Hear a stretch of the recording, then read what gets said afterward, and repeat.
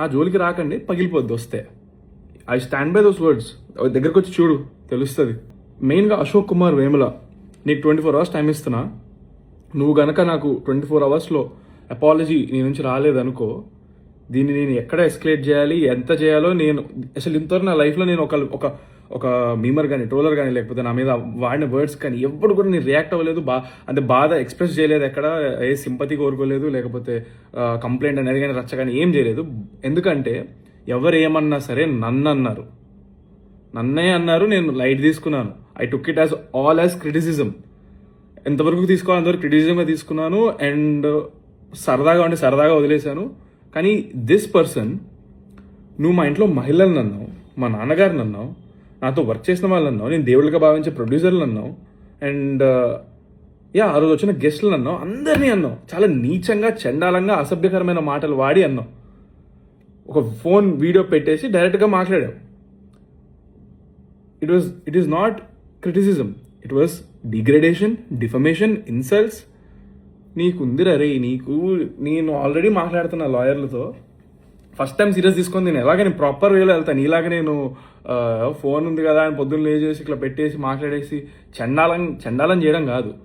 బుర్రు ఉంటే ప్రాపర్గా, కన్స్ట్రక్టివ్గా, ప్రోగ్రెసివ్ వేలో వెళ్ళాలి. నీకు నిజంగా నీకు మనోభావాలు హట్టే, ఇది ఒక సమాజంలో నువ్వు ఒక లీడర్గా ఫీల్ అయ్యి ఏదో స్టాండ్ తీసుకుందాం అనుకుంటే, తీసుకునేది ఏదో సరిగ్గా తీసుకో. అర్థమవుతుందా? అంత బూతులు నేను వాడిన దానికి నువ్వు మాట్లాడిన వర్డ్స్కి అసలు అది నువ్వు ఎలా రైట్ అవుతావు అసలు నీకు అర్థమవుతుందా? నిజంగా నువ్వు అదే ప్రాపర్గా చెప్తే, ఏదో పెద్ద ఆయన చెప్తున్నాడు కదా, ఆహా ఓకే సార్, కరెక్టే సార్, మేబీ సారీ కూడా చెప్పేటోడేమో. అంటే నువ్వు అంతా నిజంగా సిన్సియర్గా ప్రాపర్గా మాట్లాడితే, నువ్వు మాట్లాడే విధానంలో అసలు మెచ్యూరిటీ లేదు. అండ్ నా విషయానికి వస్తే, నేను ఒకటే I want to tell you all, అసలు నేను ఎప్పుడైనా ఏ రోజైనా ఏదైనా తప్పు చేశానా? నాకు సిన్సియర్గా నాకు చేసి ఉంటే కనుక నాకు చెప్పండి. I really want no.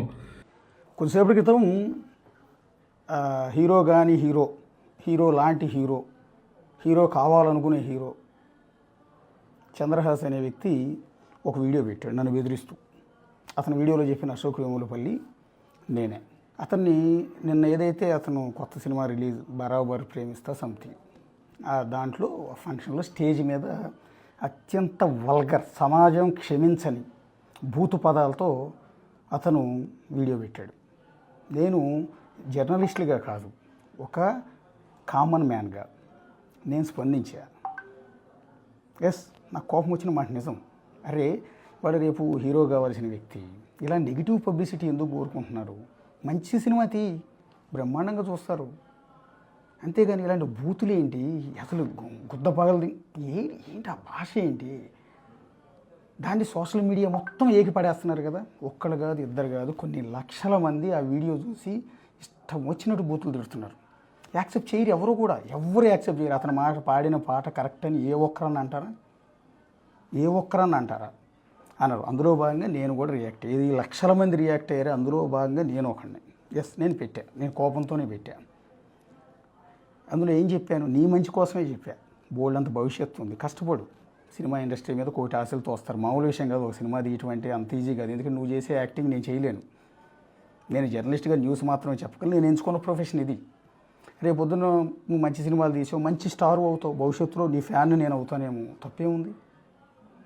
నీలో మంచి యాక్టింగ్ ఉండి నీ సినిమా బాగా నడవాలి. ఎందుకంటే నిన్ను నమ్ముకుని పెట్టుబడి పెట్టేవాళ్ళు, నిన్ను నమ్ముకుని సినిమా తీసే డైరెక్టర్లు బాగుపడాలి, నిన్ను నమ్ముకుని ఇండస్ట్రీలో పంపిన మీ నాన్నగారు బాగుండాలి. నేను వీడియో పెట్టింది నీ మంచి కోసమే.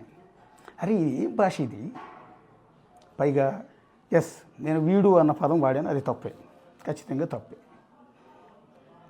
కానీ నువ్వేమంటున్నావు ఇందాక వీడియోలో?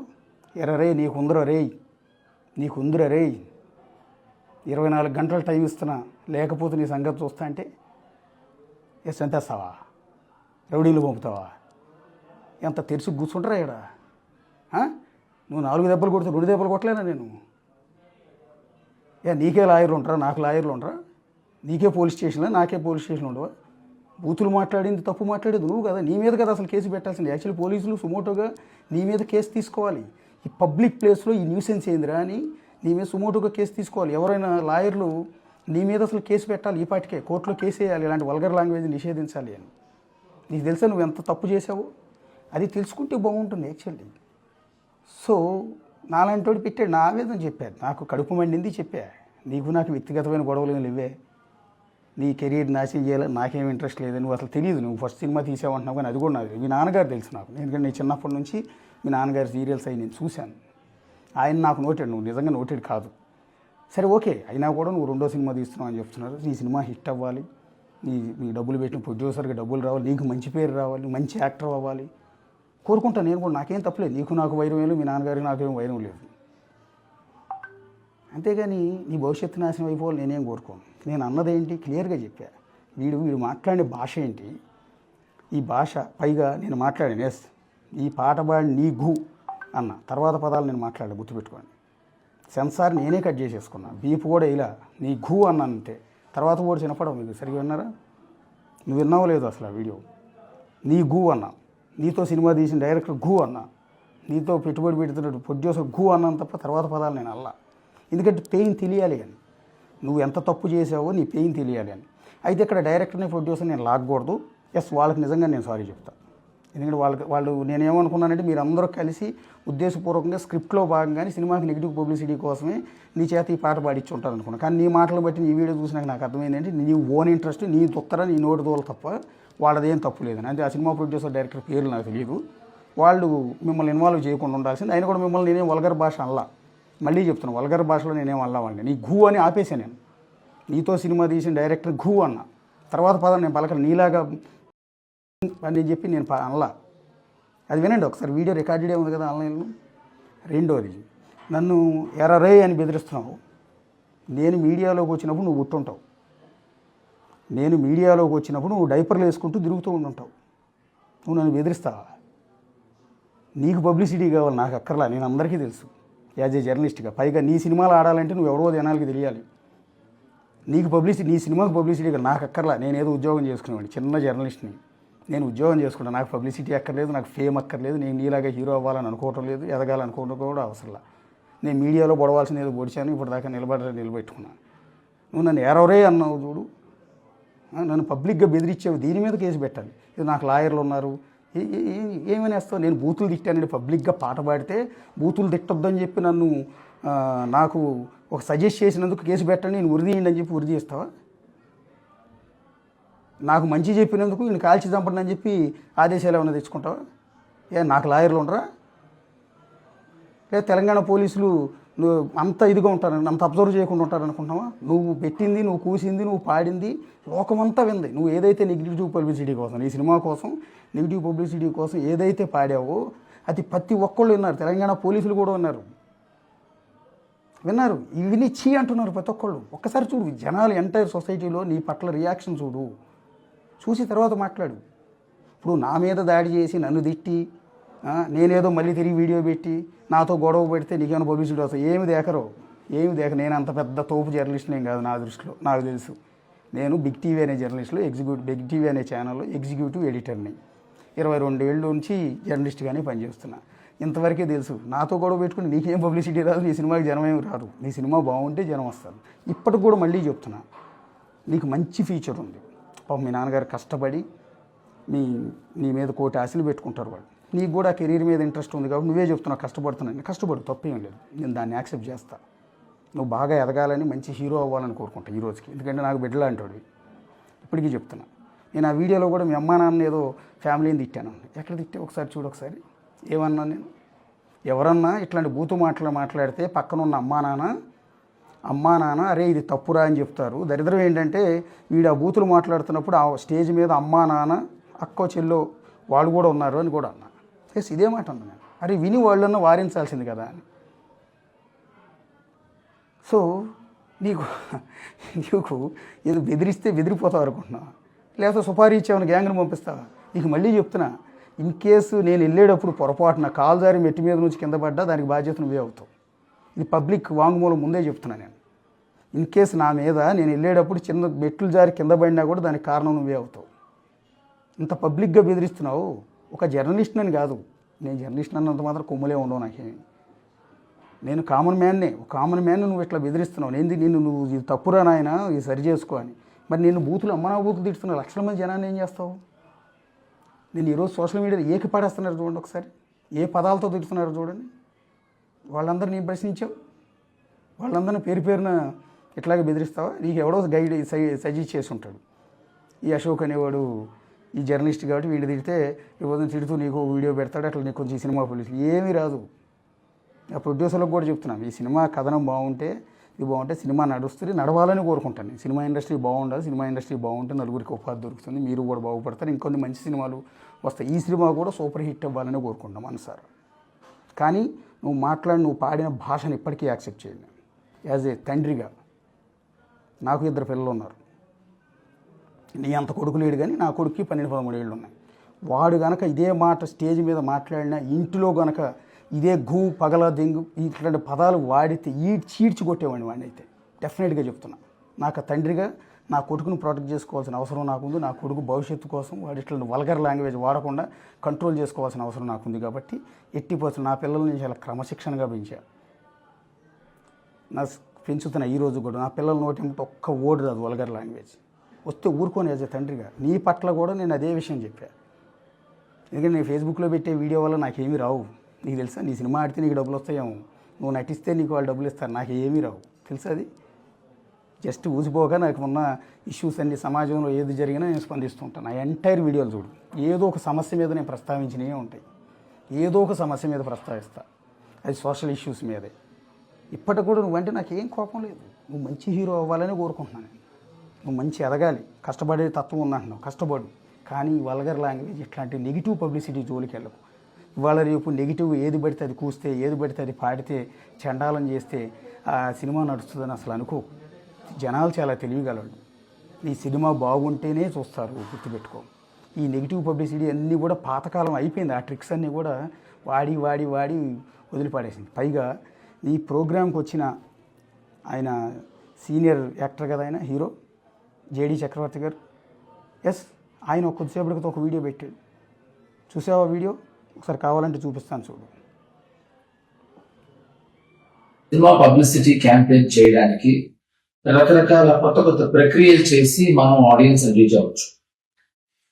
బట్ దానికోసం we don't have to stoop down. దానికోసం మనం ఒక బూత్ లో లేకపోతే ఒక అమ్మాయిని హాఫ్ నేకెడ్ గా చూపించటము, లేదా లిప్ లాక్ చేయటము.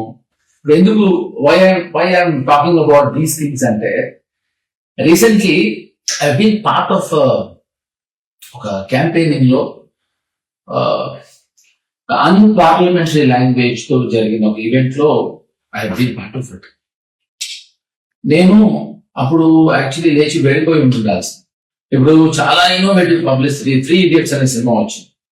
ఆ సినిమాకి సౌరవ్ గాంగులీ మన ఇండియన్ కెప్టెన్ పోలీసులు కంప్లైంట్ ఇచ్చాడు. ఎందుకంటే రోజు ఒకడు వచ్చి బాగా ముష్టివాళ్ళ గడ్డం పెట్టుకుని రోజు సౌరవ్ గాంగులీ ఇంటిని చూస్తూ కూర్చుని ఏదో ఇలా బైనాక్యులర్స్ తో చూస్తున్నాడు. ఆయన పోలీసులు వచ్చి తీసుకెళ్తా ఉంటే మొత్తం అంతా మీడియా అంతా వచ్చారు. ఏంటో మామూలుగా ఒక ముష్టివాడు ఎదుకెళ్తూ ఉంటాయి, ఎందుకంటే ముష్టివాడు ఎవరు కాదు, ఆమీర్ ఖాన్. సో ఒక 4 రోజులు అతను గెటప్ వేసుకుని అందరినీ అటెన్షన్ గ్యాదర్ చేసి గార్నర్ చేసి, సో ఇదో innovative publicity. Something like this మనం కొంచెం కొంచెం బరువుని కొంచెం అయినా ఆలోచిస్తే I think it will work. So this is what I want to tell you. So I thank you so very much for listening to me. Thank you. అది JD చక్రవర్తి గారు అన్నమాట. ఏమంటున్నాడు ఆయన? అసలు నేను ఆ ఈవెంట్ నుంచి వెళ్ళిపోదాం అనుకుంటున్నాను. ఒక హాఫ్ నేక్డ్ వీడియో మా అమ్మాయిలను చూపిస్తేనో, లేకపోతే వల్గర్ లాంగ్వేజ్ మాట్లాడితే, అన్పార్లమెంటరీ లాంగ్వేజ్ వాడితేనో సినిమాలు నడవు, ఈ ప్రమోషన్స్ వర్కౌట్ కావు అని ఆయనే వీడియో పెట్టాడు. నీ ప్రోగ్రామ్ చీఫ్ గెస్ట్ అనుకుంటా బహుశా ఆయన. ఇప్పుడు ఆయన మీద కూడా కేసు పెడతావా? అంటే ఏం పబ్లిక్కి ఏమి ఇవ్వాలనుకుంటున్నావు? బోల్డ్ అంత కెరీర్ ఉంది నీకు బోల్డ్ అంత కెరీర్ ఉంది. ఇలాంటి యాటిట్యూడ్ వల్ల సినిమా హీరో ముందుకెళ్తాం అనుకుంటున్నావా? పెద్ద హీరోలను చూడు, ఈ కన్నా ముందు ఉన్న పెద్ద హీరోలు మహేష్ బాబు గారు, ప్రభాస్ గారు, పవన్ కళ్యాణ్ గారు, చిరంజీవి గారు, బాలకృష్ణ గారు, నాగార్జున గారు ఎంత ఒబీడియంట్గా ఉంటారు. ఈ రోజుకి ఎంత ఎదిగినా కూడా ఎవరిలో ఉన్న యాటిట్యూడ్, ఎవరితో గొడవలు పట్టాలు, బెదిరించడాలు ఇట్లాంటివి ఉంటాయా? ఎవరిలో అన్నా ఇట్లాంటివి ఉంటాయా? వాళ్ళు ఎంత కష్టపడి ఎదుగుంటారు, ఎన్ని సినిమాలు తీసుకుంటారు. ఇప్పుడు వస్తున్న అప్కమింగ్ హీరోలు కూడా ఎంత అనుకోగా ఉంటారు, ఎంత మర్యాదగా ఉంటారు. ఎంత నెగిటివ్ పబ్లిసిటీయా చేస్తే వీటి వల్ల ఏమైనా ఉపయోగం ఉంటుందా? కమాన్, ఏదో బెదిరిస్తున్నావు 24 గంటలని. ఏం చేస్తావు? రా రెడీగా ఉంటా. నేను మాదాపూర్లోనే మా ఆఫీసు, మాదాపూర్ డీమార్ట్ వెనకాల బిగ్ టీవీ ఆఫీస్ ఉంటుంది. ఆ ఆఫీసులో పైన 4th ఫ్లోర్లో క్యాబిన్లో కూర్చుని ఉంటారు. రా, ఏం చేస్తావురా? రా, ఏం చేస్తావు? నేను రెడీగానే ఉంటా ఇక్కడ. కొడతావా? కొట్టించు. నీ అంత బలం నాకు లేకపోవచ్చు, నీ అంత డబ్బులు నాకు లేకపోవచ్చు. ఎందుకంటే జీతం మీద బతికేవాడు నేను. నీ అంత డబ్బులు అయితే నాకు లేవు. లేకపోతే నీకు మాదిరిగా ఒకవేళ సుపారీ ఇచ్చి గ్యాంగ్ని ఏమైనా పంపుతావేమో నాకు తెలియదు మరి. సో అంత డబ్బులు అంత శక్తి కూడా నాకైతే లేదు. కొడతావా? కొట్టి చూద్దాం. నాకు పోలీసులు ఉన్నారు, గవర్నమెంట్ ఉంది, వాళ్ళు చూసుకుంటారు, సొసైటీ ఉంది, వాళ్ళు చూసుకుంటారు. నువ్వేం చేయాలనుకున్నావు చెయ్యి, నాకేం అభ్యంతరం లేదు. ఇప్పుడు నువ్వు బెదిరించినందుకు నేను కేసు పెట్టాలి. నువ్వు ఆ బూతులు స్టేజ్ మీద మాట్లాడినందుకు ఒక కామన్ మ్యాన్గా నేను కేసు పెట్టచ్చు. వల్గర్ లాంగ్వేజ్ వల్ల సొసైటీ నాశనం అవుతుంది, పిల్లలు నాశనం అవుతుంది, ఇట్లాంటి వాళ్ళని క్షమించొద్దని నేను కేసు పెట్టచ్చు. నాకు ఆ రైట్ ఉంటుంది. నీ మంచి కోసం చెప్తే నువ్వు బెదిరిస్తున్నావే, ఎంతమంది నేను బెదిరిస్తావు నువ్వు? మళ్ళీ చెప్తున్నా, నీకు నువ్వంటే నాకేం కోపం లేదు, నువ్వంటే జల్సీ కాదు, నువ్వేం నాకు పోటీ కాదు, నువ్వేం ఇది కాదు. నేను చాలామంది హీరోలను ఇంటర్వ్యూలు చేశాను, చాలామంది చేశారు. భవిష్యత్తులో నువ్వు పెద్ద హీరో అవుతావు, నిన్ను కూడా నేను ఇంటర్వ్యూ చేస్తాను. నువ్వు ఎదగాలని కోరుకుంటున్నాను, ఇప్పటికి కూడా నువ్వు ఎదగాలని కోరుకుంటున్నాను. కానీ ఈ యాటిట్యూడ్ మనం నువ్వు బెదిరిస్తే బెదిరిపోవటానికి ఇక్కడ బెదిరించుకోవడానికి ఎవడో కూడా తేరగా కూర్చోలా. అంత అమాయకులు ఎవడో లేడు ఇక్కడ. అర్థమైందా? లేకపోతే జర్నలిస్టులు కదా, వీళ్ళు ఏం చేయరు, మనం ఏదైనా చూసుకుందాం, మన దగ్గర డబ్బులు ఉన్నాయి కాబట్టి చూసుకుందాం అది అని అంటావా? ఏం చేస్తావు? దానివల్ల ఏమైనా ప్రయోజనం ఉంటుందా? నువ్వు లీగల్ నోటీస్ ఇస్తావు, నేను లీగల్ నోటీస్ ఇస్తాను, నువ్వు కేసు పెడతావు, నేను కేసు పెడతా. ఏముంటుంది అందులో? ఫస్ట్ ఆఫ్ ఆల్ నువ్వు తిట్టింది ఎవరు? స్టేజ్ మీద నేను స్టార్ట్ చేసింది ఎవరు? నువ్వు. దాని కంటిన్యూషనే నాది. నేను మాట్లాడిన దాంట్లో తప్పు ఉందా? నువ్వు మాట్లాడిన దాంట్లో తప్పు ఉందా? నువ్వు మాట్లాడింది రైటా, నేను మాట్లాడింది రైటా? నీకు సొసైటీ సపోర్ట్ ఉందా, నాకు సొసైటీ సపోర్ట్ ఉందా? ఎస్, నువ్వు పోలీస్ స్టేషన్ కేసు పెడితే దేని మీద కేసు పెట్టావు? అశోక్ ఇట్లా అన్నాడని పెడతావు. ఎస్, దానికి దేనికన్నాడు? నేను నేను పెట్టిన వీడియోలోనే ఉంది కదా. నువ్వు మాట్లాడింది మరి ఇదేందిరా అని అడుగుతారు. నువ్వు కోర్టుకి వెళ్తావు. ఎస్, కోర్టుకి వెళ్తావు, లాయర్కి ఒక 2-3 లక్షలు సమర్పించుకుంటావు, నోటీస్ ఓడి పంపుతావు. కోర్టుకి వెళ్తే జడ్జిలు ఊరుకుంటారు అనుకుంటున్నావా? వాళ్ళేదే చూస్తారు. ఫస్ట్ ఈ భాష ఏందిరా అని అడుగుతారా నేను? అడుగు, చేసుకున్నా. అంటే ఇక్కడ ఎంత పిరికోళ్ళు, అమాయకులు ఇదంతా ఉంటారనుకుంటున్నావా? నేను చెప్పాను కదా, నేను మీడియాలోకి వచ్చినప్పుడు నువ్వు గుర్తుంటావు. నేను మీడియాలో మైకు పట్టుకున్నప్పుడు నువ్వు డైపర్లు వేసుకుని ఉంటావు నాకు తెలిసినంత వరకు. నువ్వు నన్ను ఏరా ఒరే అంటున్నావు, వీడియోలో పబ్లిక్గా బెదిరిస్తున్నావు. నీ వీడియో ప్రతి ఒక్కరు చూస్తున్నారు. ఇందాక నుంచి నాకు మెసేజ్లు పంపిస్తూనే ఉన్నారు అందరూ. We are support with you sir అంటే వద్దండి, చిన్నపిల్లాడు పాపం, అసలు బోల్డ్ అంత కెరీర్ ఉంది. పాపం అతని మీద మనం ఏం చేస్తామండి? ఎదగాల్సిన కుర్రాడు సినిమా ఇండస్ట్రీలో. కొన్ని సినిమా ఇండస్ట్రీ నుంచి నీకేమో సపోర్ట్ ఉంటుంది? ఏ హీరో కానీ, హీరోయిన్లు కానీ, ప్రొడ్యూసర్లు కానీ, యాక్టర్లు కానీ నీకు సపోర్ట్ చేస్తారా? ఆ వీడియో చూపించు ఒకసారి. నేను ఇట్లా స్టేజ్ మీద ఈ బూతులు ఇట్లా తిట్టానండి, నన్ను ఇట్లా పట్టుకు తిట్టాడు, వీడు అంతు తేలుద్దామని ఎవరి దగ్గరికి వెళ్ళి, ఏ ప్రొడ్యూసర్ దగ్గరికి వెళ్ళినా, ఎందుకు నీతో పాటు ఇప్పుడు సినిమా తీస్తున్న ప్రొడ్యూసర్ దగ్గరికి వెళ్ళి, డైరెక్టర్ దగ్గరికి వెళ్ళాడు, వాళ్ళు యాక్సెప్ట్ చేస్తారు? ఫస్ట్ ఆఫ్ ఆల్ నువ్వు పాడిందే తప్పు అని చెప్తారు కదా. ఈవెన్ జేడీ చక్రవర్తి గారు చెప్పింది కూడా అదే కదా. సో ఒకసారి ఆలోచించుకోండి నీ భవిష్యత్తు కోసం. సో తెలుసుకుందామంటావా? తెలుసుకో, ఏముంటుంది అందులో.